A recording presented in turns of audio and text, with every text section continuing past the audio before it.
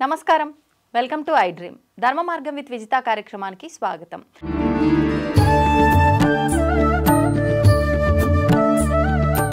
ప్రస్తుతం మనతో పాటు ఉన్నారు జ్యోతిష్య, వాస్తు, ముహూర్త, సాముద్రిక శబ్దాగమ, స్మార్థాగమ, తర్క, వ్యాకరణ, మీమాంస, ద్వయ, పురాణ, న్యాయ నిరుక్త, ప్రాతిసాక్ష్య విద్యార్థి డాక్టర్ కామవరపు విజయ మారుతి శర్మ సిద్ధాంతి గారు ఇప్పుడు వారితో మాట్లాడి భాద్రపద మాసంలో వినాయక చవితి ఎందుకు జరుపుకుంటాము, జరుపుకోవడం వెనకాల ఆంతర్యం ఏంటి, దానికి సంబంధించిన విషయాలన్నీ కూడా ఇప్పుడు అడిగి తెలుసుకుందాం.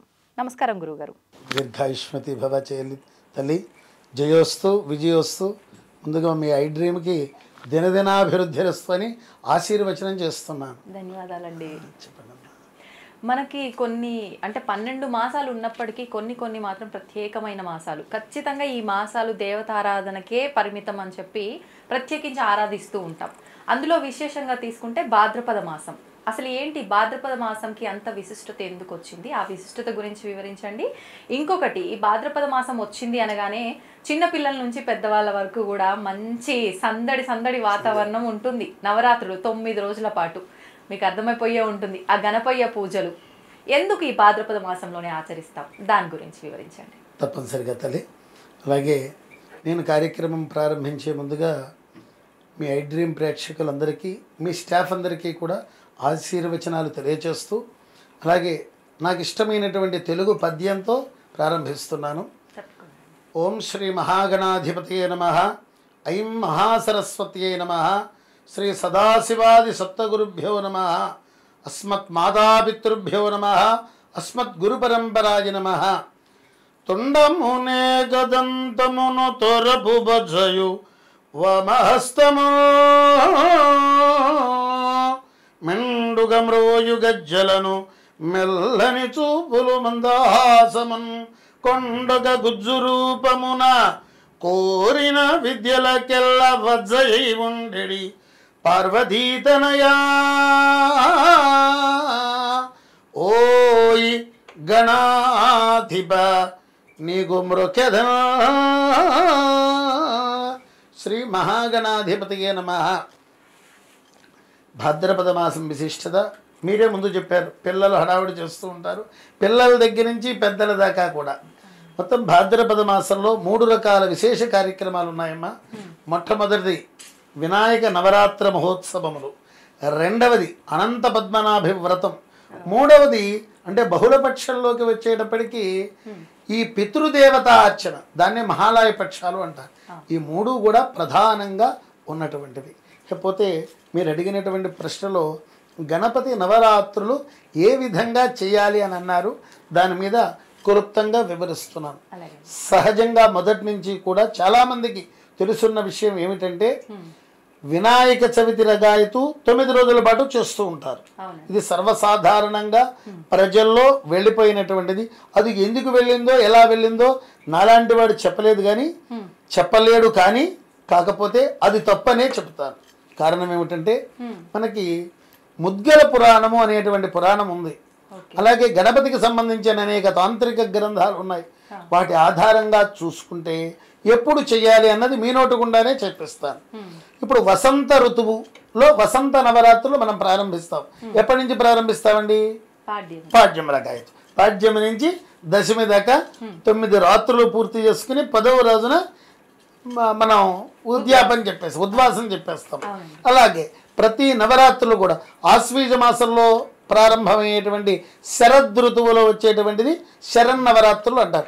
అవి కూడా పాడ్యమి దగ్గర నుంచే ప్రారంభమవుతాయి, దశమితో పూర్తవుతాయి. అలాగే గుప్త నవరాత్రులను చేస్తుంటాం, అవి కూడా పాడ్యమితోనే ప్రారంభమవుతాయి, దశమితో పూర్తవుతాయి. మరి వినాయక చవితి వచ్చేటప్పటికి చవితి రోజున చేయటం ఏమిటి అంటే ఇలా అనుకోవచ్చేమో కదా, అవన్నీ అమ్మవారికి సంబంధించిన విశేషాలు, ఇది స్వామివారికి సంబంధించింది, ఇలా జరగాలేమో. చక్కటి ప్రశ్న వేశారు. అమ్మవారికే కాదండి, అయ్యవారికి కూడా ఉన్నాయి. ఇప్పుడు భద్రాచలంలో వసంత నవరాత్రులు వాళ్ళు చేస్తారు. ఒక్కొక్క రోజున ఒక్కొక్క అవతారంగా వాళ్ళు చేసిన పాడ్యమి నుంచే చేస్తారు. ఫలానా దేవతకి ఈ రోజున ప్రారంభించాలి, ఫలానా రోజున నవరాత్రులు ప్రారంభమని ఎక్కడా లేదు. దేనికైనా అమావాస్య వెళ్ళిన తర్వాత పాడ్యమిలగాయతో దశమి దాకా చేయాలి. ముఖ్యంగా గణపతి నవరాత్రుల్లో కూడా పాడ్యమల గాయతు ప్రారంభించి 9 రోజులు కార్యక్రమం చేసి 10వ రోజున ఉద్వాసన చెప్పాలి. ఇది గ్రంథాల్లో ఉన్న విషయం, నా సొంత పైత్యం ఏమాత్రం కాదు. దానికి సంబంధించిన అథారిటీస్ మీకు చెప్తాను. దీనికి సంబంధించింది ముద్గల పురాణం ప్రధానమైనటువంటిది. ఆ ముద్గల పురాణంలోనే అలాగే సారతాల సంగ్రహణం అనేటువంటి ఈ యొక్క గ్రంథంలో కూడా గణపతి నవరాత్రులు ఎప్పటి నుంచి చేయాలి, ఏ విధంగా చేయాలి అని దానిలో చాలా సుస్పష్టంగా చెప్పబడింది. పాడ్యమిలగా అయితే చేయాలి, నవమి దాకా చేయాలి, దశమి రోజున నిమజ్జన మహోత్సవం చేయాలి. అయితే వినాయక చవితి రోజున ఏం చేయాలి అంటే దానిలోనే చెప్పారు, స్వామివారి కళ్యాణం చేయించమని చెప్పారు. అంటే స్వామివారికి కళ్యాణ మహోత్సవం అన్నది వినాయక చతుర్థి రోజున చెయ్యమని శాస్త్ర వాక్యం.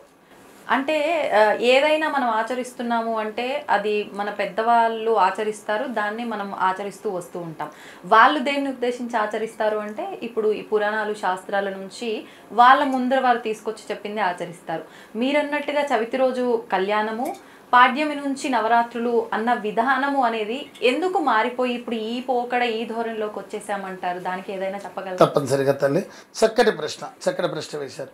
ఇప్పుడు ఎవరో ఏదో చేశారు, పూర్వకాలంలో చేయలేదు అంటానికి వీల్లేదండి. కొంతమందికి ఆ శాస్త్ర పరిచయం ఉండవచ్చు, ఉండకపోవచ్చు. శాస్త్రం తెలుసున్నటువంటి వారు తప్పనిసరిగా అదే విధంగా ఆచరిస్తారు. ఇప్పుడు ఉదాహరణకి చెప్పాలి అంటే, ఇగో ఐ డ్రీమ్ ఆఫీస్కి ఈరోజు నేను వెహికల్లో వచ్చాను, పలానా కారులో వచ్చాను, మీరు పలానా టైంకి మాకు ముందుగానే మీరు మా కోసం వెయిట్ చేస్తూ ఉన్నారు. మరి పూర్వకాలం ఈ ఉండేదా, ఈ టెక్నాలజీ ఉండేదా అంటే లేదు. అలాగే పూర్వం ఏమిటంటే నామమాత్రంగా ఈ సాధనా వ్యవహారాలు ఏమీ కూడా అందుబాటులో ఉండేవి కాదు. అన్ని చోట్ల పండితులు ఉండేవాళ్ళు కాదు. ఆ విధంగా చవితి రోజు వినాయక చవితి కాబట్టి ఆ రోజు నవరాత్రులు చేస్తున్నాం అనేటువంటి ఉద్దేశంతో ప్రారంభించారు. అయితే చాలామంది ఏమిటంటే అనుకునేది ఇది భారత సంగ్రామ సమయంలో, అంటే మన భారతదేశం విముక్తి కావాలి, బ్రిటిష్ వాళ్ళు వెళ్ళిపోవాలి అనే ఉద్దేశంతో బాలగంగాధర తిలక్ గారు ప్రారంభించారు అని పెద్దలు చెబుతూ ఉంటారు. అది వాస్తవం కాదండి. వారు దాన్ని ఆధారంగా చేసుకుని ఆ నవరాత్రుల సమయంలో దేశభక్తికి సంబంధించిన అనేక కార్యకలాపాలు చేసిన మహానుభావుడికి నమస్కారం చేస్తూ ఉంటాను నేను. కాకపోతే ఈ వినాయక చవితి, వినాయక చతుర్థి వ్రతం, ఆ వ్రతం ఆ రోజునే చేయాలి. ఆ కథాక్షతలు కూడా, అది కథ చదువుకునే అక్షతలు వేసుకునేది కూడా ఆ రోజున వినాయక చవితి. అయితే ప్రారంభం నవరాత్ర మహోత్సవం, నవరాత్రి కాదు, నవరాత్ర మహోత్సవం.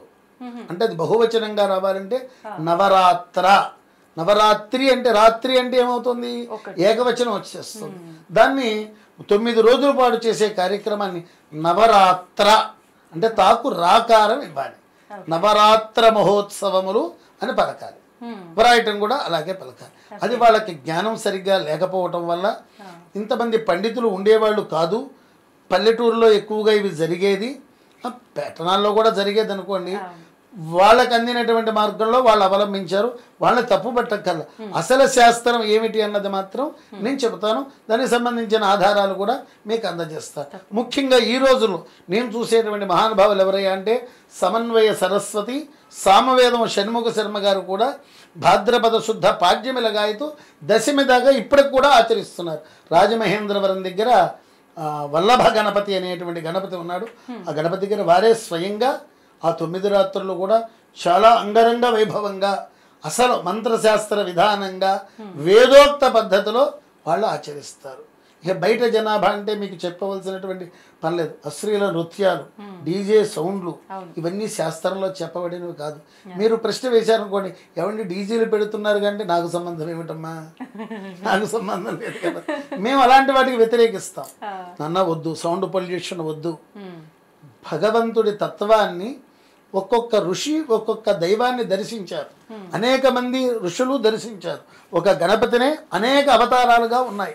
ముఖ్యంగా షోడశ గణపతులు, అలాగే ద్వాత్రింశ గణపతులు అంటే 32 గణపతులు, అలాగే కాశీపట్టణంలో 56 గణపతులు ఉన్నాయి. సరే 54 అని ఒకరు, 56 అని ఒకరు, 56 సరైనటువంటిది.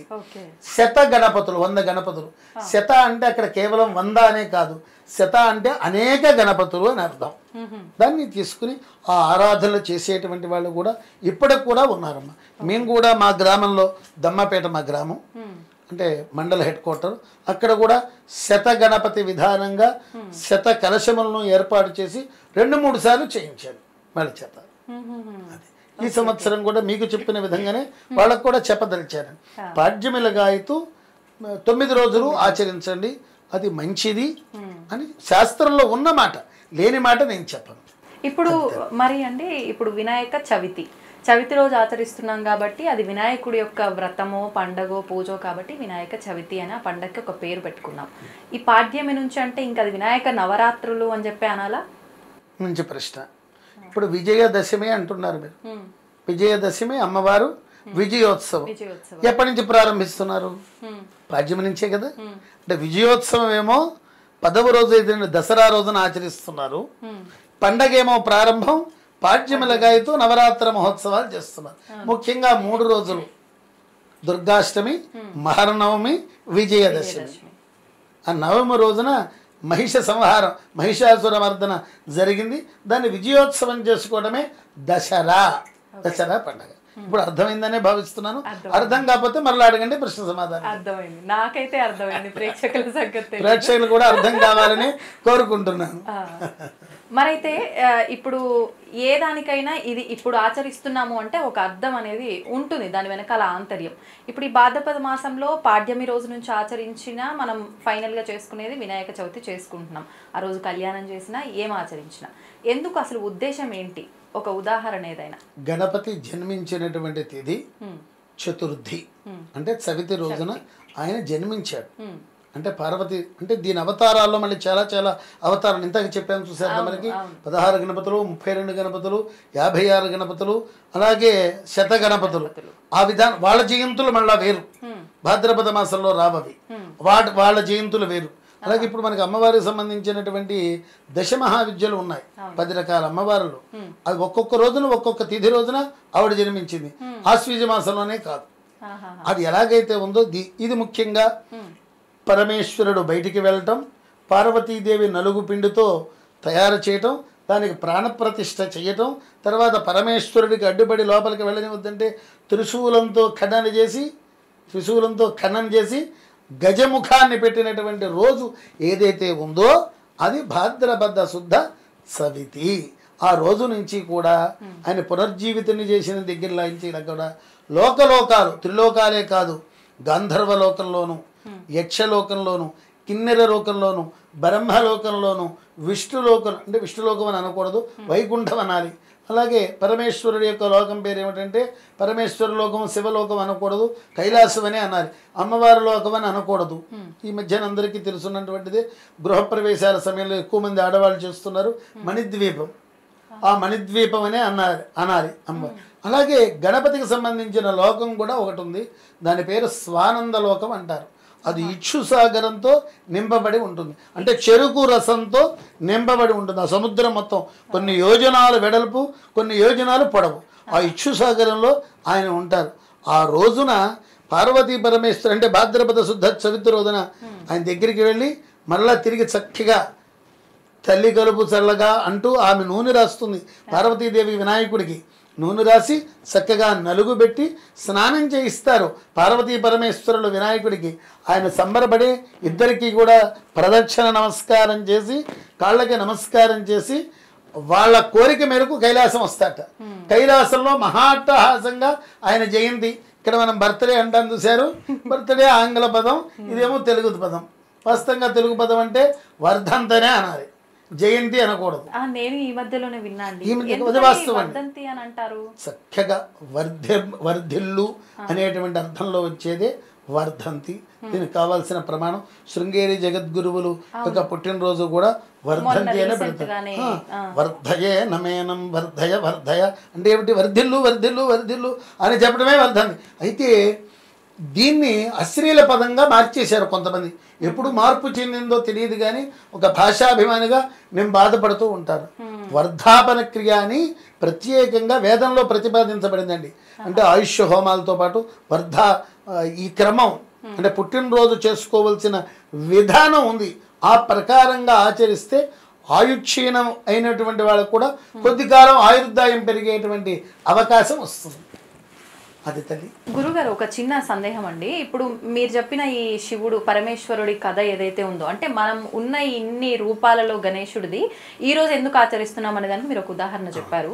ఇది సాధారణంగా మనం వింటూ ఉంటాం. అంటే అమ్మవారు అలా తయారు చేసి పెట్టడము, ఈయన అడ్డుకోవటము, ఆయన స్వామివారి ఈయన ఎవరు అనేది తెలియకుండా ఆయన శిరస్సుని ఛేదించటము, ఇదంతా అంటే శివుడాజ్ఞ లేనిదే చీమైన కుట్టదు అంటారు. మరి ఆయనకి ఇక్కడ ఉన్నది ఎవరు, ఏ పర్పస్ తో ఉన్నాడనేది తెలియదు అంటారా? మంచి ప్రశ్న తల్లి. సర్వాంతర్యామైనటువంటి శివుడికి తెలియనటువంటి విషయం మీరే అన్నారు, శివుడాజ్ఞ లేనిదే చీమైనా కుట్టదని. పాము కుట్టినా సరే ఆ విషయం కూడా ఎక్కదు, శివాజ్ఞ లాంటిది. యమధర్మరాజునే పక్కన పంపించేశారు ఇచ్చిన మాట కోసం. మార్కండేయుడి గురించి పూర్ణాయుర్దాయులు చేశాడు, కల్పకల్పాలు బ్రతికి చిరంజీవుల్లో ఆయన ఒకడయ్యాడు. అలాగే ఆయన తెలియక కాదమ్మా, కొంత దుష్ట శిక్షణ జరగాలి అంటే కొన్ని జరగాలి, కొన్ని జరగాలి. ఈరోజు మీరు నాకు ఇంటర్వ్యూ చేస్తున్నారు, ఈ కెమెరాసు ఇంతమంది వీళ్ళు సహా వీళ్ళ యొక్క విధానంలో ఉండబట్టే మీరు నడపగలుగుతున్నారు, మీరు ఒక్కడో నడపలేరు. అలాగే మీరు ఇప్పుడు నన్ను చేసేది ఇంటర్వ్యూ కావచ్చు, నాకన్నా మహానుభావులతో మీరు ఎన్నోసార్లు ఇంటర్వ్యూ చేశారు. వాళ్ళ కూడా లక్ష్యం ఏమిటి? ప్రధాన లక్ష్యం, మేము ఎవరు వచ్చినా, పండితులు అన్న వాళ్ళు ఎవరు వచ్చినా లోకశ్రేయస్కరమైనటువంటి విషయం చెప్పటం కోసమే వస్తాం, కానీ లోక నాశనం కోసమైతే రావు. అలాగే తత్వాన్ని గ్రహించాలి. అక్కడ పరమేశ్వరుడు తెలియక తన పుత్రుడని తెలియక ఖండించలేదు. కథలో అలా పైపైన వ్రాయటం సులభతనం కోసం ఈ మధ్యన కొత్త గ్రంథాలు అలా రాసి వదిలేస్తున్నారు. జనాలు తెలియక ఆ తత్వాన్ని గ్రహించక ఇలాంటివి వస్తున్నాయి. ఇందాక నేను అన్నాను, ఇక్షుసాగరంలో ఉంటాయి కదా, కొంతమంది నా దగ్గర వెటకారంగా అంటూ ఉంటారు, ఏమంటే విష్ణుమూర్తి పాలకడలిలో ఉంటారు కదా, పాల సముద్రంలో కదా, ఆయన ఏమంటే తెల్లారేసరికి పాలు పాడైపోతాయి కదండి, మళ్ళీ పాలు పోస్తూ ఉంటారా అని అడిగారు. చెప్తున్నాను, వెటకారంగానే అడిగారమ్మా. నేను వాళ్ళకు కూడా తగిన సమాధానం చెప్పా. ఆ పాలు కాదు నాన్న, ఈ పాలు కాదది, ఆ పాలు వేరు, ఆ పాలా వేరు, ఆ తత్వం వేరు, నీ పాలా వేరు, నీ తత్వం వేరు. ఎంతకీ నువ్వు ఇక్కడే పరిమితం అయిపోయావు. నువ్వు తాగేదేమో దాని ప్రభావం కూడా చెప్పుకొచ్చా. నువ్వు రోజు తాగేవి డూప్లికేట్ పాలతో తాగుతున్నావు, ఇప్పుడు పాలు మొత్తం కల్తీమయమైంది, ఆ పాలతో తాగుతున్నావు, నీ బుద్ధి ఎలా? ఆ ప్రశ్న వేసాను. నేను కూడా చెప్పడం జరిగింది, ఈ పాలు కాదమ్మా, వాటికి అట్లా డ్యామేజ్ అన్నది లేదు అసలు. అలాగే వినాయక లోకంలో, ఇక్షుసాగరంలో ఉన్న ఆయన, దధి లోకంలో ఉన్న, దధి అంటే పెరుగు, లవణ సముద్రంలో అవన్నీ పాడవు. ప్రత్యేకంగా రోజు స్విమ్మింగ్ పూల్లో వాటర్ లాగా మార్చాల్సినటువంటి అవసరం ఏమాత్రం లేదు. అదే ఆయన కళ్ళు మూసుకుంటే దాన్ని ఎప్పుడూ ఫ్రెషే కదా అవి, ఆయన దగ్గర నుంచే ఆ పాల ద్వారానే మొత్తం లోకం అంతా క్షేమంగా ఉంటుంది. ఆయన పాలకడల్లో ఉంటూ గోవులు పట్ట నింపుతూ, గోక్షీరం కూడా అందుకేనే అనమాట, గోక్షీరం పవిత్రం అని చెప్తుంటాం. అది విష్ణులోకాన్ని నుంచి వచ్చినటువంటిది. సర్వదేవతలు కూడా ఆ గోవులో ఉన్నారు, తద్వారా వచ్చినటువంటిది. ముఖ్యంగా విష్ణుమూర్తి ఆ పాల పొదుగులో ఉండి ఆ వైకుంఠంలో ఉన్న పాలే గోమాతకి ఇస్తాడు. ఆ గోమాత పాలు మనం తాగినట్లయితే చాలా ఆరోగ్యవంతులు అవుతాం. ఇంత తత్వం ఉంటుంది. అంటే పరమేశ్వరుడు తెలియకుండా సంహరించాల. రాక్షస సంహారం కోసం గజాసురుడు అనేటువంటి రాక్షసుడు వినే ఉంటారు మీరు. ఆయన శివభక్తుడు, తనలో ఐక్యం అందాలని కోరిక. అందుకనే వినాయకుడు కొడుకు తల తీసేశాడు, తీసుకొచ్చి గజాసురుడి యొక్క ముఖాన్ని ఆయనకి అతికించి ప్రాణప్రతిష్ఠ చేశాడు. ఆ తోలు తీసి కట్టుకున్నాడు. ఆయన గుడ్డల కరువు కాదమ్మా. ఇది పార్వతీ కళ్యాణ ఘట్టంలో వస్తుంది. చక్కగా మేనాదేవి చక్కగా పైనుంచి చూస్తూ ఉంటుంది. నాలుడేనా నాలుడేనా నాలుడేనా అని ప్రశ్నల మీద ప్రశ్నలు వేస్తుంది నారద మహర్షిది. ఫస్ట్ బ్రహ్మగారు వస్తున్నారు, ఆహా ఏమి తేజస్సు, నాలుడే కదా నారదా అంటుంది. కాదమ్మా ఇందే ఉంది, మీ అల్లుడు ఇంకా గొప్పవాడు అంటుంది. తర్వాత విష్ణు వస్తాడు, ఆహా ఏమి నీలమేఘశ్యాముడు, చక్కటి సౌందర్యవంతుడు, ఈయనేనా మా అల్లుడు అంటుంది. కాదమ్మా, ఇలా ఎవరు వచ్చిన ఇంద్రాది దేవతలు అందరూ వస్తారు, వాళ్ళందరికీ కూడా ఈయన కాదమ్మా ఈయన కాదమ్మా, అసలు ఈయన అందం వీళ్ళ అందం ఏంటి ఆయన అందం ఏంటి అంటారు. చిట్ట చివరిలో ఓ మొలతాడు మాత్రమే ధరించి చుట్టూ కూడా భూత ప్రేత పిశాచ గణాలు ఉంటూ తైతక్కలాడుతూ తై తై తై తా బసెరబ అంటూ విచిత్ర నాట్యాలు చేస్తూ బట్టలు లేకుండా ఉన్న వ్యక్తి వస్తుంటాడు. చిచ్చి వీడెవడు అని పక్కకు తప్పుకుంటే ఆయనే నీ అల్లుడమ్మా అంటుంది. లోపలికి వెళ్ళి వెంటనే మీనాదేవి పార్వతీదేవిని నేను చంపి నేను చస్తాను, వాడా నీకు దొరికింది, ఇప్పటిదాకా నువ్వు తపస్సు చేసింది వాడి కోసమా అని అంటుంది. సరే లోపలికి వెళ్ళిపోతుంది. సరే తత్వం తెలుసున్నటువంటి ఎవరు మాట్లాడరు. ఈ లోపల నారదుడు కూడా కోపగించుకుంటుంది. అమ్మ నీకు తత్వం అర్థం కావట్లా, నీ అల్లుడు చాలా సౌందర్యవంతుడు, ఆయన తత్వం వేరుగా ఉంటుంది. అమ్మ ఎదురు సన్నాహాలు, సరే మనం పానకం ఇస్తాం కదా ఎదురు సన్నాహాల్లో, అలాగే అక్కడ కూడా మధుపర్కం ఇవ్వాలి, పానకం ఇవ్వాలి. శివ కళ్యాణ పార్వతీ కళ్యాణంలో రామ్మ ఇద్దుగానంటే చిచియే ఆ మొహన్ నేను చూడలేనంటే ఒక్కసారి వచ్చి చూడమ్మా నీకే అర్థమవుతుందంటే అప్పుడు ఎలాగైతే కనిపించాడో అలాగే అనకుండా పట్టు పీతాంబరాలు దేదీప్యమానమైనటువంటి వర్చస్సుతో ఆయన మించిన అందగాడు లేడు, పరమేశ్వరుడు మించిన అందగాడు లేదు. అప్పుడు అర్థమవుతుంది మేనాదేవి తప్పైందని మనస్సులో క్షమించమని కోరుకు. అప్పుడు దానికి గల కారణం కూడా చెప్తాడు. అమ్మ దక్ష ప్రజాపతి ఒకానొక సందర్భంలో చేస్తే ఆయనకి మద్దతుగా నువ్వు కూడా ఉండి ఈ మేనాదేవి కూడా మద్దతుగా ఉంచింది ఆ జన్మలో. అందుకని ఆ ప్రభావం నీ మీద ఉంది, ఆ దోషం హరింపజేయడానికి నీకోసం ఆవేశం కట్టాను అని చెప్తాడు పరమేశ్వరుడు. ఇది యథార్థం. ఇప్పుడు అంటే ఎలాగో వివాహం టాపిక్ వచ్చింది, మనం మాట్లాడబోతున్నది కూడా గణపయ్య గురించే కాబట్టి, అంటే ఇది నేను విన్నాను గురుగారు, వాస్తవమో కాదో నాకైతే తెలియదు, మీరే దానికి వివరణ ఇవ్వాలి. చెప్పండి. ఏ పూజ చేసినా తొలి పూజ అనేది ఖచ్చితంగా వినాయకుడికి అంటారు. అందులో భాగంగానే పార్వతీ పరమేశ్వర కళ్యాణం సమయంలో కానివ్వండి వినాయకుడి పూజ చేసినాకే ఇది జరిగింది అని చెప్పి నేను ఎక్కడో విన్నాను. ఇది వాస్తవమా? మరి వాస్తవం అయితే వాళ్ళ పుత్రుడే ఇతనైనప్పుడు వివాహానికి ఆయన ఎలా ఉన్నారు దాని గురించి? అలాగే చక్కటి ప్రశ్న అది. ఇప్పుడు ఒక్క గణానికి ఒక్కొక్క ఆధిపత్యం ఉంటుంది. ఈయన ప్రమథ గణాల్లో విఘ్నాధిపతి, అంటే ఎటువంటి విఘ్నాలు సంభవించకుండా ఆయన ప్రార్థిస్తే విఘ్న నివృత్తి అవుతుంది. విఘ్నాలు రావాలన్నా కూడా వినాయకుడి వల్లే వినాయకుడు వస్తాయి. అంటే వచ్చేది ఆయన వల్లే, తొలగించేది కూడా ఆయన వల్లే. ఆయన అనుచరులేగా వచ్చేది, విఘ్నాన్ని కలిగించేది ఆయన అనుచరులే వస్తారు, విఘ్నాన్ని కలిగిస్తారు. ఈయన ప్రార్థన చేస్తే విఘ్న నివృత్తి జరుగుతుంది, వాళ్ళు వెళ్ళిపోతారు, అభయం ఇస్తాడు. అయితే మీరు అడిగినటువంటి ప్రశ్నలో మరి పార్వతీ పరమేశ్వర కళ్యాణంలో కూడా ముందుగా మనం ఆయన ఉన్నప్పుడే ఇది జరిగిందమ్మా. శివ కళ్యాణంలో కూడా గణపతి యొక్క ప్రార్థనతోనే, అంటే గణపతి అన్నది పరబ్రహ్మ స్వరూపం, వీళ్ళ పుత్రుడిగా మాత్రమే కాకుండా ఇది గణపతి ఉపాసనా క్రమంలో చెప్పబడినటువంటి విధానాలు చాలా ఉన్నాయి. ముందు ఉన్నాడు పరబ్రహ్మ స్వరూపంగా, ఆయన ఓంకార రూపంలో ప్రజ్వరిల్లాడు, ఆయన ఆరాధన చేసిన వాళ్ళు ఉన్నారు. శివపుత్రుడుగా జన్మించినటువంటిది అనేక సందర్భాల్లో జరిగింది. ఆయన స్వయం ప్రకటితంగా ప్రకటించిన అవతారాలు వేరు. ఎప్పుడు పుట్టినా సరే పార్వతీ పరమేశ్వరుల పుత్రుడుగానే పుడతా అని చెప్పాడు ఆయన. అందుకని ఆయన రూపాలు ఉన్నా. అయితే ఈ త్రిపురాసుర సంహార వధ కథ ఇప్పుడు మీకు గుర్తు చేయాలి. త్రిపురములు అంటే 3 పురాలు, వాళ్ళు త్రిపురాసురులు, అసురులు, రాక్షసులు. వాళ్ళు బ్రహ్మదేవుడి గురించి తపస్సు చేస్తారు, సహజం. ఆ మంత్రానికి లొంగి తీరాల్సిందే, ఎట్లాంటి దైవమైనా లొంగి తీరాల్సిందే. ఆ మంత్ర ప్రభావం చేత బ్రహ్మదేవుడు ప్రత్యక్షమై మాకు చావు లేకుండా వరం ఇవ్వమని అడుగుతారు. ఇది అసాధ్యం నాయన, ఇది ఏమాత్రం సాధ్యపడదు, పుట్టినవాడు గిట్టక తప్పదు అని చెప్పిన వినరు. అయితే మరి ఇంకో రకంగా చెప్పండి అంటే అప్పుడు వీళ్ళు ఆలోచించి చాలా పగడ్బందీగా ఒక వరం కోరతారు. మేము ఏ ఆయుధము చేత బాధింపబడకూడదు, అలాగే మేము ముగ్గురం కూడా 3 పురాలు కట్టుకుంటాం. ఒకటి సువర్ణముతోనూ, ఒకటి వెండితోనూ, ఒకటి ఇనుముతోనూ తయారు చేసుకుంటారు. 3 పురాలు. ఈ 3 పురాలు ఒక సరళ రేఖ మీదకి వచ్చినప్పుడు ఆ రోజున ఆరుద్ర నక్షత్రం అయితే ఆ రోజున కూడా శివుడు కదిలి వస్తే, శివుడు బాణం వేస్తే అప్పుడు మేము సావాలి ఆ వరం నమ్మంటారు. ఎందుకంటే శివుడు ఆరుద్ర నక్షత్రం రావాలి, 3 వాళ్ళ చేతిలో పని కదా, ఒకడు ఇక్కడ ఉంటాడు, ఒకడు అక్కడ ఉంటాడు, ఒకడు ఇంకో చోట ఉంటాడు. 3 ఒక సరళ రేఖ మీద రావడం అంటే అసాధ్యం. వాళ్ళ ఆలోచనలు ఎలా ఉంటాయి, దానికి తగ్గట్టుగానే మహావిష్ణు రచన కూడా ఉంటుంది. వాళ్ళకి అన్ని తెలివితేటలు ఉన్నప్పుడు భగవంతుడికి ఎన్ని తెలివితేటలు ఉండాలి. సరే కొంతకాలం అలా సాగనిస్తారు.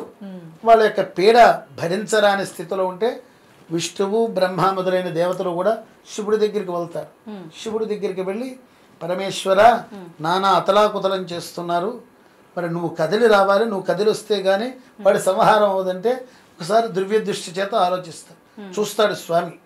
చూసేటప్పటికి చక్కగా యజ్ఞయాగాది క్రతువులు జరుగుతూ ఉంటాయి. యజ్ఞాలు, యాగాలు, అభిషేకాలు, విశేషాభిషేకాలు, విశేష ద్రవ్యాలతో అభిషేకాలు ఇవన్నీ జరుగుతూ ఉంటాయి. చక్కగా ఉంది కదయ్యా ధర్మం, యజ్ఞయాగాది క్రతువులు చక్కగా జరుగుతున్నాయి, దాని దగ్గరికి నేను ఎందుకు వస్తాను, దానికి నా అభయహస్తమే ఉంటుంది వాళ్ళ మీద అని లోపలికి వెళ్ళిపోతాడు. ఎలాగా అక్కడ వైదిక క్రతువు చక్కగా జరుగుతూ ఉంటుంది, బయట ఏమో పాడు చేస్తూ ఉంటారు వీళ్ళు. అంటే వాళ్ళ లోకాల మటుకే బాగుండాలి కానీ బయట లోకాలు బాగుండకూడదన్న విపరీతమైన ధోరణి వల్ల వాళ్ళకి ఆ బుద్ధులు అనమాట. సరే, ఏ విధంగానైనా సరే దీన్ని పాడు చేయాలనే ఉద్దేశంతో విష్ణు మాయని ఆ త్రిపురాల్లోకి వదులుతాడు విష్ణుమూర్తి. ఆ మాయ కూడా వెనక్కి వచ్చేస్తుంది, లోపలికి వెళ్ళలేకపోతుంది.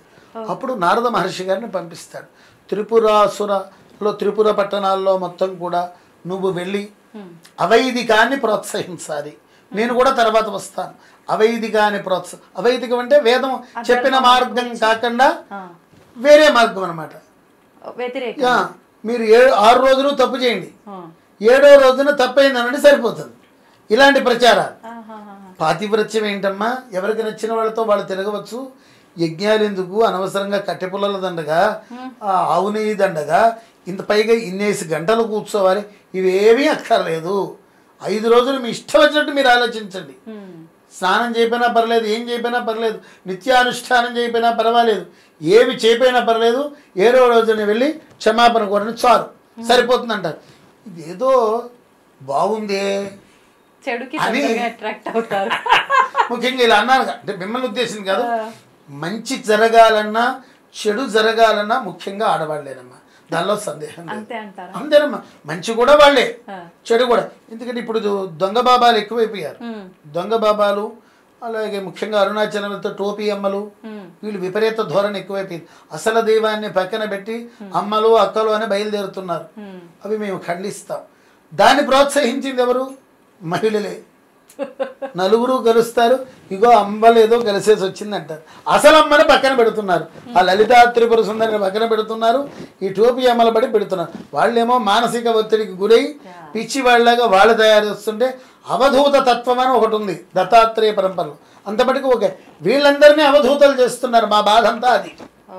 అయితే ఎప్పుడైతే నారదుడు వెళ్ళాడో ఒక మహానుభావుడు గారు వస్తున్నారు, వారు చెబితే మీకు ఇంకా ఆనందంగా ఉంటుంది, నాకన్నా చాలా గొప్పగా చెబుతారు, వారిని ఆహ్వానించండి అంటే ఆహ్వానిస్తున్నాం స్వామి అంటారు.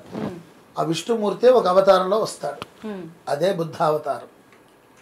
అదే బుద్ధావతారం చెప్పి ఇదే ప్రచారం.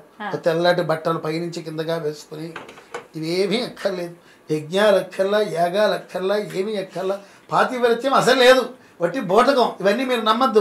మీకు నచ్చిన వాడితో మీరు దిగండి, ఎవరు నచ్చిన వాళ్ళతో వాళ్ళని భోగంలో ఉండండి, భోగ విలాసాలకు అలవాటు పడండి, ఇవన్నీ మీరు టైం వేస్ట్ చేస్తున్నారు అని ప్రచారం చేసేటప్పుడు నిజమే కదా, ఇప్పటిదాకా మనం భర్త చెప్పిన మాట వింటున్నాం, అలాగే పిల్లలకు తగ్గట్టుగా మనం ఇల్లు శుభ్రం చేస్తున్నాం, యజ్ఞయాగాది క్రతువు చేస్తున్నాం, అసలు మనం ఏం అనుభవిస్తున్నామని వాళ్ళలో కూడా మాయ వల్ల వచ్చి చెడగొట్టడం. ఎప్పుడైతే ఇది అయిపోయిందో మళ్ళీ పరమేశ్వరుడి దగ్గరికి వెళ్తారు. పరమేశ్వరుడి దగ్గరికి వెళ్ళి, స్వామి ఒకసారి ఆ లోకాన్ని చూడు అంటే పాడైపోయింది, నేను కథలు వస్తున్నాను పదమంటాడు. అంటే దానికి రథం, సూర్యచంద్రులే రథాలుగా ఏర్పడతాయి. అంటే కొంచెం కదిలిందో లేదో బండి చక్రం అలా కూలిపోతుంది, భూమిలో కూలిపోతుంది. అప్పుడు ఒక్కసారి వినాయకుడి వైపు చూస్తాడు. మీరిచ్చిన వరమేగా నాన్నగారు అంటాడు. అంటే ఆయన పూజ చేయలేదని, మీరిచ్చిన వరమే కదా నాన్నగారు అని ఆయన దండం పెడతాడు. ఎందుకంటే ఆయన గతంలో గణాధిపత్యం ఇచ్చాడు, అది కూడా ఆధిపత్యం లాగా కుమారస్వామికి వినాయకుడికి పోటీ పెడతారు. మొత్తం తిరిగి వచ్చిన వాళ్ళు ముల్లోకాలు తిరిగి వచ్చి మొట్టమొదట ఎవరైతే ఇక్కడికి వస్తారో వాళ్ళకే ఆ పదవి అప్పచెప్తానంటారు. కుమారస్వామి నెమలి వాహనుడు కదా, ఆయన వెళ్ళిపోతూ తిరుగుతూనే ఉంటాడు. ఈయన తెలివికి, బుద్ధికి గణపతి, ప్రతిదానికి కార్యకుశలతకి గణపతి. కుమారస్వామి కళ్యాణం జరగడానికి కూడా గణపతే కారణం. కుమారస్వామి కళ్యాణం, కుమారస్వామి మహా అందగాడండి, ఏ ఆడవాళ్ళ వంక అలా చూసేవాడు కాదు. ఒక రోజున వల్లీదేవి అడవిలోంచి వస్తూ ఉంటుంది. వస్తూ ఉంటే ఈయన అసలు ఏమాత్రం పట్టించుకోకుండా వెళ్ళిపోతుంది. ఆయనకి ఇది బాధ కలుగుతుంది, కుమారస్వామికి ఇది బాధ కలుగుతుంది. ఇది బాధ కలిగి అన్నయ్య అన్నయ్య ఇప్పటిదాకా నన్ను వెంట పడుతూ ఉంటే అందరూ నేను పెళ్లి చేసుకోలేదు, ఈవిడేమో కనీసం నా వంక కూడా చూడలేదు, కనీసం ఇలా కూడా చూడలేదు, నువ్వు చేసుకుంటావా నాన్న పెళ్ళి అంటాడు నాయకుడు. చేసుకుంటాను, ఇంకేముంది కలిపేస్తానంటాడు. నువ్వు అలా వెళ్ళి ఒకసారి అంటాడు. ఆవిడ వెళ్తున్న మార్గంలోనే వెళ్తాడు. ఆవిడ ఎదురు వస్తుంది, పెద్ద ఏనుగుగా ప్రత్యక్షం అవుతాడు గణపతి. ఘీంకారం చేస్తాడు, తొండాన్నెత్తి ఘీంకారం చేస్తే వెంటనే భయపడి వచ్చి కుమారస్వామిని ఆలింగనం చేసుకుంటుంది. కళ్యాణం అయిపోతుంది. ఈ స్టోరీ కాపీ కొట్టారేమో పాత సినిమాలలో. ఉన్నదేనమ్మా విషయం.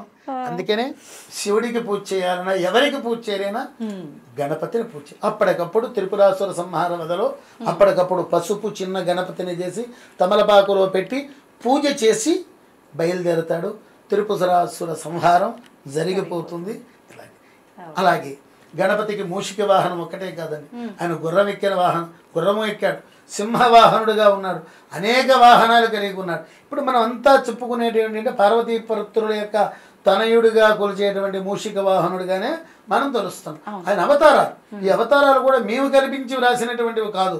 ఋషులు ప్రతి అవతారానికి కూడా ఋషులు కారకులు అవుతారు. ఋషులు వాళ్ళు దర్శించి ఫలానా కోరిక కోసం, దుష్ట శిక్షణ శిష్ట రక్షణ కోసం పడేవే అవతారాలే ఈ యొక్క గణపతి అవతారాలు కావచ్చు, మిగతా అవతారాలు కావచ్చు. అది తల్లి. అయితే ఇప్పుడు మీరన్నట్టుగా మనం ఆరాధించేది మూషిక వాహనుడు గణపయ్య. మరి అంటే ఇప్పుడు శివుడు ఆరాధించింది కూడా పసుపు గణపతి, మనం ఆరాధించాల్సింది కూడా పసుపు గణపతేనా? మొట్టమొదటిగా హరిద్ర గణపతి, పసుపు గణపతి. ఆ తర్వాతే మిగతా ఏ గణపతిని పూజ చేయాలన్నా. ఇప్పుడు ఉదాహరణకి చెప్తున్నా, రత్నగర్భ గణపతి అనేటువంటి గణపతి, అలాగే ఉచ్ఛిష్ట గణపతి ఉంటుంది, క్షిప్ర గణపతి ఉంటుంది, లక్ష్మీ గణపతి ఉంటుంది, బాల గణపతి ఉంటుంది, తరుణ గణపతి ఉంటుంది, విజయ గణపతి ఉంటుంది. వీళ్ళ వాహనాలు వేరు, వీళ్ళ ఆయుధాలు వేరు. వాళ్ళకి పూజ చేయాలన్నా మిగతా ఎన్ని అవతార తొలి పూజ పసుపు వినాయకుడికే చేయాలి. ఓకే, మరి ఇప్పుడు ఈ మూషిక గణపతిని ఆరాధించాలన్నారు, కానీ ఈ మధ్య కాలంలో మనం చూస్తున్నాం రకరకాల విగ్రహాలు, అక్కడ రకరకాల దానిపైన కూర్చున్నట్టు, స్వామివారు అమ్మవారి ఒళ్ళో కూర్చున్నట్టు కానివ్వండి, ఏదేదో రకంగా విగ్రహాలు మనం చూస్తాం. అమ్మవారు అయ్యవారి ఒళ్ళో కూర్చున్నమాట వాస్తవమే, దాన్ని తప్పు పట్టాల్సిన పని లేదు. ముందుగా తప్పు పట్టాల్సిన మంది ఏమిటయ్యా అంటే, అసలు శాస్త్రంలో ఏం చెప్పారు, ఆ క్రియాకలాపం ఏమిటి, మనం పాలవెల్లు ఎందుకు కట్టాలి, ఇవన్నీ కూడా పోయి ఏమంటే డీజేలకి ప్రాధాన్యత ఇస్తూ ఆ ప్లాస్టర్ ఆఫ్ ప్యారిస్ విగ్రహాలు పెడుతూ నీటినే కాదు వాతావరణాన్ని కలుషితం చేస్తున్నారు. మట్టి వినాయకుడిని పెట్టమన్నారమ్మా. ఎందుకంటే భాద్రపద మాసం అంటే ఇప్పుడు ఆగస్టు నెలలో వర్షాలు బాగా పడతాయి. పడినప్పుడు ఎక్కడి నుంచో మట్టి కట్టుకొస్తూ ఉంటుంది, ఒండ్రు మట్టి అంటారు. చాలా అది పొలాలకి చాలా మంచిదమ్మా. ఒండ్రు మట్టి పొలాలకి వేస్తే చాలా మంచిది. దాన్ని సేకరించుకుని వచ్చి ముందు రోజున గణపతిని తయారు చేసి తర్వాత నీ ఓపికని బట్టి 1 రోజు చేస్తావో, 3 రోజులు చేస్తావో, 5 రోజులు చేస్తావో, వాస్తవంగా 9 రాత్రులు చేయాలి. అందుకని నవరాత్రులు. ఆ 9 రాత్రులు జరిగిన తర్వాత 10వ రోజున ఎక్కడ కలవమంటారు, మళ్ళీ నీళ్ళల్లోనే కలవమంటారు. మళ్ళీ ఆ వాటర్ ప్రవాహం వల్ల ఇవి పంట కాలువలకి వెళ్తుంది. ఆ పంట కాలువకి వెళ్ళినప్పుడు కేవలం ఒక గణపతే కాదు, ఇందాక మనం చెప్పాను చూస్తే, నేను మీతో చెప్పాను, మాచీపత్రం సమర్పయామి, బిల్వపత్రం సమర్పయామి. ఒక్కొక్క పత్రి వల్ల ఒక్కొక్క ఉపయోగం ఉంది. ఈ పత్రులన్నీ ఉండటం వల్ల ఆ రోజుల్లో ఎరువులతో పని ఉండేది కాదు. ఇప్పుడు చూడండి రసాయనిక ఎరువులు వాడుతున్నారు. ఈ మధ్యన మీలాంటి వాళ్ళ ప్రచారం చేయటం వల్ల, మీలాంటి టీవీల వల్ల, ఈ సోషల్ మీడియా ప్రభావం వల్ల, మీలాంటి వ్యక్తులు ఇలాంటివి సేకరించి ప్రచారం చేయటం వల్ల కొద్దిన్నా మార్పు వచ్చింది. బిడతత్వం, రసాయనిక ఎరువులు వాడకుండా ఆవు పేడ మొదలైనటువంటి వాటితో ఎక్కువ మంది సేద్యం చేస్తున్నారు. దాన్ని స్వాగతించదగ్గ విషయం. ఈ ఇప్పుడు జరిగేటువంటిది అంటే నేను ఒక పేరు చెప్పట్లా, మన ప్రాంతంలోనే కాదు ఇతర ప్రాంతాల్లో ఎవరు చేస్తున్నా ఆ ప్లాస్టర్ ఆఫ్ ప్యారిస్ అన్నది తప్పు. అది శాస్త్రంలో ఎక్కడ చెప్పబడదు. మన వెర్రితనం వల్ల వాడు 10 అడుగుల విగ్రహం పెట్టాడంటే నేను 12 అడుగుల విగ్రహం పెడతాను. పోటీ అలా ఉండకూడదండి. పూజలో మనం చూపించాలి. ఎంతసేపు నిష్ఠతో పూజ చేసాం. నువ్వు నిమిషం చేయి, 2 నిమిషాలు చేయి, 10 గంటలు చేయి, 24 గంటలు చేయి. నిష్ఠ స్వామి మీద మక్కువతో ప్రేమతో అభిమానంతో పూజ మీద పోటీ పడాలి కానీ విగ్రహాల మీద పోటీ కాదు. ఎవరు పెట్టినా మట్టి వినాయకుడినే పెట్టాలి, శాస్త్ర వచనం అది. ఇవన్నీ చెప్పబడి కనీసం మన బంగారపు దాంతో కూడా మనం పూజించాం. మన దగ్గర ఎంత బంగారం ఉన్నా ఎంత వెండి ఉన్నా వెండి విగ్రహాన్ని తీసుకొచ్చి పూజ చేయం. అవునండి. మట్టి ఏ పురాణమైనా చూడండి మట్టితో మృణ్మయం, మట్టితోనే చేయమన్నారు. మరి ఈ మధ్యన వెర్రికాలం వచ్చింది, మరి ఎందుకు వచ్చిందో ఏమిటో మాకైతే తెలియదు. కానీ కాకపోతే నాలాంటి వాడు ఖండించిన మిగతా పురోహిత వ్యవస్థ అందరూ కూడా ఒక ఏకత్రానికి వచ్చి ప్లాస్టర్ ఆఫ్ ప్యారిస్ విగ్రహం పెడితే మేము పూజ చేయం, మట్టి విగ్రహం పెట్టండి మేము పూజ చేస్తామని ఒక యూనిటీగా అందరూ వస్తే అది ఎంతో కాలం పట్టదమ్మా. సంవత్సర కాలంలోనే తేడా వచ్చేస్తుంది. ప్లాస్టర్ ఆఫ్ ప్యారిస్ ఎవరు వాడరు. అది ప్రభుత్వానికి మంచిది, మనకి మంచిది, లోకానికి మంచిది. లోకానికి పైగా వినాయకుడితో పాటు పత్రిని మొత్తం కలుపుతాం. ఆ పత్రి కూడా ఇప్పుడు మోసపు పత్రమ్మ. ఇప్పుడు బయట కొనుక్కుంటున్నారు. కొనుక్కుని రాకూడదు, మనం వెళ్ళాలి. వెళ్ళి దానికి సంబంధించినటువంటివి తీసుకుని రావాలి. సేకరించి తీసుకువచ్చింది కనీసం 2 అయినా సరే తీసుకుని వచ్చి అవి అప్పచెప్పినా సరే స్వామి సంతుష్టుడు అవుతాడు. వాస్తవమైన పత్రి 2 అయినా చాలు, 2 అయినా లేకపోయినా అవకాశం లేనప్పుడు, అవకాశాలు ఉన్నప్పుడు ఏకవింశతి పత్ర పూజ అని ఉంది. ఆ పత్రాలు ఉన్నాయి, వాటి ఫలితాలు ముందు మాచీ పత్రం సమర్పయామి అని అంటూ ఉంటాం. అసలు ఇవి వాటి వల్ల ప్రయోగాలు ఇంతకు మీరు అడిగారు, దాని గురించి చెప్పవలసినటువంటి బాధ్యత నా మీద. కరపత్రం కూడా మీకు ఇస్తాను, ఇది వేసిందే నేను. ముందుగా మాచీపత్రం పూజయామి. మాచీపత్రం అంటే ఈ దవనం, మాచిపత్రి అంటారు దవనం, పూలల్లో మనం చూస్తుంటాం. ఆ దవనాన్ని ఇది చేయటం వల్ల ఆస్తమా నియంత్రణ. దవనాన్ని మనం పక్కన ఉంచుకున్నట్లేదు. నిజంగా కూడా మీరు ఎప్పుడైనా ట్రై చేయండి. శ్వాసకోశ ఇబ్బందులు కలిగినప్పుడు ఆ దవనాన్ని ఒక పేపర్ పరిచి దవనం కొద్దిగా తీసుకుని పక్కన వేస్తే ఆస్తమా నివారణ అవుతుంది. ఇది ఆయుర్వేద శాస్త్రంలో చెప్పబడిన విషయం. నెక్స్ట్ బృహతీ పత్రం. బృహతీ పత్రం అంటే నేల మునగాకుని బృహతీ పత్రం అంటారు. ఇది వ్యాధి నిరోధక శక్తిని పెంచుతుంది. వ్యాధి నిరోధక శక్తిని పెంచుతుంది. సంతానం లేని వారికి నేల మునగ వేరుతో వైద్యం చేసినట్లయితే వాళ్ళకి ఎటువంటి లోపాలు లేకుండా సంతానం ఆలస్యం అవుతుంటే వెంటనే గర్భిణి అవ్వటం ఖాయం. దానిలో అన్నమాట అది వైద్యపరంగా. అలాగే బిల్వపత్రం అంటే మారేడాకు మీకు తెలిసినటువంటి ఆ మారేడాకు వల్ల 1, 2 చర్మరోగ నివృత్తి. ఆ బిల్వాల్లో అనేక బిలాలు ఉంటాయి. సహజంగా త్రిదళం త్రిగుణాకారం త్రినేత్రం త్రియాయుధం త్రిజన్మ పాప సంహారం ఏకబిల్వం శివార్పణం. 3 దళాలే కాకుండా 5 దళాలు 7 దళాలు 9 దళాలు 11 దళాలు కూడా మా ఇంటిలో వస్తూ ఉంటాయి. శ్రీశైలం అడవి ప్రాంతంలో ఉంటాయి. నేను మొదటిసారి కాశీ వెళ్ళినప్పుడు మా ఇంట్లో 3 మొక్కలు మడిచాయి. అప్పుడప్పుడు 5 దళాలు 6 దళాలు 7 దళాలు 9 దళాలు కూడా వచ్చిన సందర్భాలు ఎప్పుడు వస్తాయి. ఆ మారేడు ఒక రకంగా కాదమ్మా. ముఖ్యంగా పంటి సమస్యలు, డెంటల్ సమస్యలు అంటారు సరే. ఇప్పుడు డాక్టర్ గారి దగ్గరికి వెళ్ళినా ఏమంటారు, బ్రష్ ఇలా అనొద్దు, ఇలా అనండి, అలాగే ఇలాగే అనండి, గట్టిగా రుద్దద్దు, నెమ్మదిగా బ్రష్ చేయండి, 3 నెలలకి బ్రష్ మార్చండి అని వాళ్ళు సూచిస్తారు. అసలు మన పూర్వ పెద్దలు చెప్పినటువంటి మార్గం ఆయుర్వేద మార్గంలో అసలు 3 నెలలు ఏమిటి, ఏ రోజు బ్రష్ ఆ రోజే. ఒకటి ఉత్తరేణి పుల్ల అలా అంటాం. తర్వాత మారేడు, ప్రప్రథమే మారేడు పుల్లని, ఇంత పుల్లని తీసుకుని మీరు దంతాలతో గట్టిగా నవిలారనుకోండి, అది కుంచిలాగా ఒక బ్రష్ లాగా మారుతుంది. దాంతో మనం పళ్ళు తోముకోవటం ఈజీ. పళ్ళ గ్యాప్లో ఉన్నటువంటివి కూడా వచ్చేస్తాయి. ఆ నవలగా దాని గమ్ ఉంటుంది. ఆ గమ్ ఏమో చక్క ఇప్పుడు గమ్ము లేని కారణం చేత చిగుళ్ళ వ్యాధి మొదలైనటువంటి ఆ రూట్స్ చర్మ వ్యాధి అదంతా కూడా తరిగిపోతుంది. వాడికి కావాల్సినంత గమ్ ఏర్పడుతుంది. ఎప్పుడైతే గమ్ వచ్చిందో దవడలు గట్టి పడతాయి. తర్వాత దాన్నే మధ్యలోకి తీరిచేసేసి 4 బద్దలా గీసి, పూర్వం అలాగే చేసేవారమ్మా. మీ తాతగారు కావచ్చు, సరే మీ నాన్నగారు, అదే వేపుల్ల. అదే అసలు ప్రథమంగా చెప్పింది ఉత్తరేణి, ఈ బిల్వం, మారేడుపై ఇది గమ్ము ఎక్కువగా ఉంటుంది. ఆ తర్వాత మొహం పుల్ల, వేప తర్వాత మొహం పుల్ల అని ప్రత్యేకంగా ఉంటుంది. ఇదేంటండి మొహం పుల్ల? మొహం పుల్ల అంటే పల్లెటూరులో లభ్యమవుతుందమ్మా, దాన్ని మొహం పుల్ల అంటారు. ఓకే. దాన్ని కూడా అలాగే సేమ్ ఏ రోజు బ్రష్ ఆ రోజే, అంతే. ఏ రోజు టన్ క్లీనర్ ఆ రోజే, పైగా అది ప్రకృతి సంబంధమైంది. కండిషన్స్ ఇలాగే ఎప్పుడైతే మీరు మారేడు కావచ్చు, వేప కావచ్చు, ఇలా దోవడం సాధ్యం కాదు, ఇలాగే అనాలి, ఇలాగే అనాలి.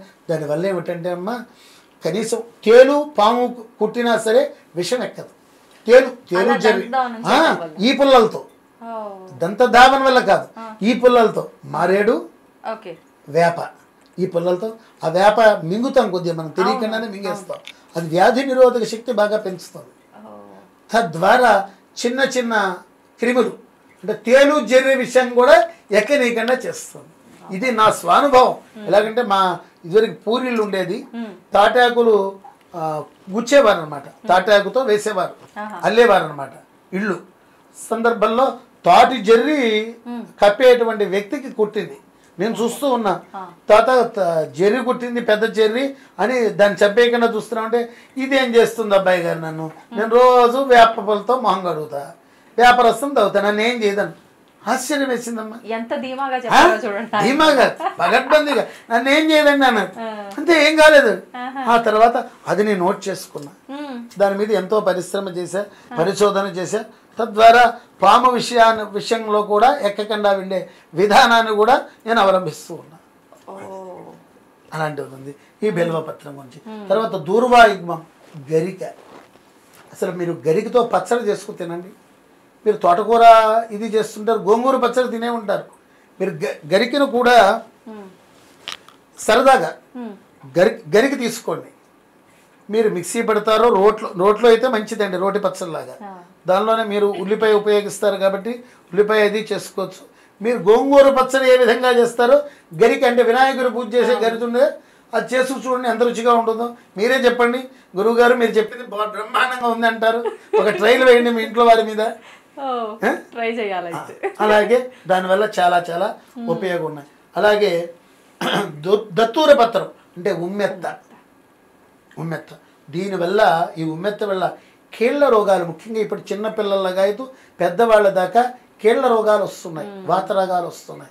ఈ కీళ్ల రోగాలన్నిటినీ కూడా తట్టుకునేటువంటి శక్తి దీన్ని ఉపయోగించడం వల్ల కలుగుతుంది. తర్వాత అపామార్గ పత్రం, ఉత్తరేణి. ఇది కడుపులో ఉన్నటువంటి నుసి పురుగుల నివారణకి, అలాగే దంత పటుత్వానికి బాగా ఉపయోగపడుతుంది. అలాగే తులసి పత్రం. ఈ తులసి కూడా కేవలం వినాయక చవితి రోజు మాత్రమే పూజించాలి, కానీ వినాయకుడికి మిగతా రోజుల్లో పూజించకూడదు. ఇది గొంతు సంబంధించిన వ్యాధులకి బాగా ఉపయోగపడుతుందమ్మా. అందుకనే కాస్త మనం దగ్గు పడిసం వచ్చిన తులసాకు దానిలో వేసుకుని తాగరా అంటుంటారు పెద్దవాళ్ళు. దానికి గల కారణం అదే. తర్వాత చూతపత్రం అంటే మామిడి. ఇది కూడా చాలా చాలా నోటి పూతల్ని, మీకు నోటి పూత పూసింది, ఏదో పక్కన చిన్న లాంటి పుండు అవుతుంది ఒక్కోసారి, దాన్ని జామాకు కానీ జామాకుతో పాటు ఈ మామిడాకు లేత చిగుళ్ళు చప్పరిస్తే ఆ నోటి పూత అంటూ మాయమైపోతుంది. అది నెక్స్ట్ కరవీర పత్రం అంటే ఎర్రగన్నేరండి, శిరోజాల రక్షణకి అది బాగా ఉపయోగపడుతుంది. అలాగే విష్ణుక్రాంత పత్రం అంటే పొద్దుతిరుగుడు. ఇది చర్మ సౌందర్యం, జ్ఞాపక శక్తి పెంపొందిస్తుంది. దాడిమి ఫలం అంటే దానిమ్మ, అది వాంతులు విరోచనాలు బాగా అవుతున్నాయి అనుకోండి, మీరు ఓమికైండ్ ఏదో వేసుకుంటూ ఉంటారు, ఏదో కాస్త వికారంగా ఉంటాయి, దానిమ్మకు చప్పరించి దానిమ్మ గింజలు 2 తినండి, వెంటనే కంట్రోల్ అయిపోతుంది. చిన్న చిన్న టెక్నిక్స్. అది ముదిరి పడితే అప్పుడు డాక్టర్ దగ్గరికి ఎలాగో వెళ్ళాలి. ఇది ఓమికైన్ లాంటి మందు నేను చెప్తున్నాను అనమాట. దానిమ్మ ఆకులు కానీ దానిమ్మ గింజలు నోట్లో వేసుకుని చక్కగా చప్పరిస్తే వెంటనే వాంతులు కవర్ అయిపోతాయి. అలాగే దేవదారు పత్రం, అలాగే మరువక పత్రం అంటే మరువం అంటారు. ఏది స్త్రీలు మల్లెపూలలోని వాటిలో కనకాంబరాల మధ్యలో మరువం సుగంధం వస్తుంది అన్నమాట. దానివల్ల కూడా జ్ఞాపక శక్తి, ఈ పంటి నొప్పి బాధలు ఇవి నివారణ అవుతాయి. తర్వాత సింధువార పత్రం అంటే వావిలాకు. ఈ పంటి నొప్పికి దివ్య ఔషధం అండి. డాక్టర్ దగ్గరికి వెళ్ళి తర్వాత పెయిన్ కిల్లర్ మనకి ఇస్తారు, అదే పెయిన్ కిల్లర్ న్యాచురల్గా దీనిలో ఉంటుంది. ఇది వాడినట్లయితే పంటి నొప్పులు చాలా మటుకు తగ్గుతాయి. మామూలు ఉన్నటివి బాగా డ్యామేజ్ అయినవి నేను చెప్పట్లా, స్మాల్గా కొద్దిగా డ్యామేజ్ అయినవి బాగా ఉపయోగపడుతుంది. అలాగే సింధువార పత్రం ఇది వావిలాకు, ఇది కూడా వ్యాధి నిరోధక శక్తిని పెంచుతుంది. అలాగే జాజి పువ్వు, సన్నజాజి అంటారు సార్, ముఖ్యంగా తలనొప్పి నివారణకి, సన్నజాజి ఆయిల్ కూడా లభ్యం అవుతుంది ఇప్పుడు. తలనొప్పికి బాగా పనిచేస్తుంది, ముఖ్యంగా మైగ్రేన్ తలనొప్పికి ఇది బాగా పనిచేస్తుంది. అలాగే శమీపత్రం అంటే జమ్మి, ఈ జమ్మి ఆకుల వల్ల వెంట్రుకల్ని నల్లబరుస్తుంది, నోటి దుర్వాసన నివారణ చెందుతుంది. దీని గింజల చూర్ణం పాలతో తాగితే సంతానలేమితో బాధపడుతున్నటువంటి వాళ్ళకి ఆ సంతానలేమి సమస్యలను పోగొట్టి వాళ్ళలో ఆ దోషాలని నివృత్తి చేస్తుంది. జమ్మి ఆకు, జమ్మి గింజలు. తర్వాత అశ్వత్థపత్రం, దీన్నే రావి అంటారు. కంటి సంబంధించిన వ్యాధులన్నిటినీ కూడా కాకుండా 94 రకాల వ్యాధులని నివారణ చేస్తుంది. అలాగే అర్జున పత్రం, తెల్ల మద్ది అంటారు. ఈ తెల్ల మద్ది గుండె ఈ మధ్యన పిల్లలకి బాగా వస్తుంది. 40-45 వాళ్ళకే, చిన్న పిల్లలకే హార్ట్ అటాక్లు ఎక్కువ వస్తున్నాయండి. మరి ఏ ప్రభావం ఏమిటో వాళ్ళు ముఖ్యంగా ఈ అర్జున పత్రం తెల్ల మద్దిని ఉపయోగించినట్లయితే గుండె చాలా దృఢంగా ఉంటుంది. కొంతమంది గుండె కొట్టుకుంటుంది, స్పీడ్గా కొట్టుకుంటుంది, వాళ్ళకి అవన్నీ కూడా నివారణ అవుతాయి. చివరిలో అర్కపత్రం అంటే జిల్లేడు, ఇది కూడా 64 వ్యాధులకి నివారణ కావిస్తుంది. ఈ పత్రాలు తప్ప మిగతా ఏ రొట్ట వేయకూడదు. ఇలా రొట్ట అంటున్నారని అన్నిదా భావించవద్దు, మిగతావన్నీ మా దృష్టిలో రొట్టే. ఈ 21 పత్రాలతో పూజ చేస్తే మీరు 3 రోజులు చేయండి, 5 రోజులు చేయండి, 9 రాత్రులు మాత్రం చెప్పబడింది. నవరాత్ర దీక్ష 9 రాత్రులు చేసి దాన్ని నీళ్ళల్లో కలపండి. మట్టి విగ్రహాన్నే పూజించండి. సర్వే జనాః సుఖినో భవంతు, లోకాః సమస్తాః సుఖినో భవంతు. కాలే వర్షతు పర్జన్యాః పృథివీ సస్యశాలిని, దేశోऽयं క్షోభరహితో బ్రాహ్మణాः సంతు నిర్భయాः, అపుత్రాः పుత్రిణः సంతు పౌత్రిణः, అధనాः శతనాः సంతు జీవంతు శరదాం శతం. మంగళం కౌసలేంద్రాయ మహనీయ గుణాత్మనే చక్రవర్తి తనూజాయ సార్వభౌమాయ మంగళం. వేద వేదాంత వేద్యాయ మేఘశ్యామలమూర్తయే పుంసాం మోహన రూపాయ పుణ్యశ్లోకాయ మంగళం. సర్వే జనాః సుఖినో భవంతు, లోకాః సమస్తాః సుఖినో భవంతు. శుభం భూయాత్.